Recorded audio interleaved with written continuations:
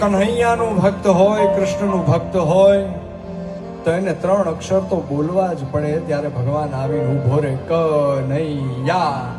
કનૈયા બોલે ત્યાં ત્રીજો અક્ષર પતે નો પતે ત્યાં ભગવાન પોતે આવીને ઉભો રહી જાય. પણ એને 3 અક્ષર તો બોલવા પડે. કોઈ ભગવાન રામનું ભક્ત હોય તો એને 2 અક્ષર બોલવા પડે, રામ.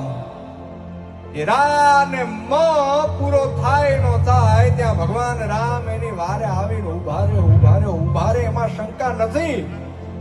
પણ દુનિયાનો કોઈ એકાક્ષરી મંત્ર હોય ને તો એ કેવળ માં છે, કે જે માં શબ્દ મોઢામાંથી નીકળે ને એની પહેલા માં આવીને ઊભી હોય કે મારા દીકરાને શું થયું, મારી દીકરીને શું થયું.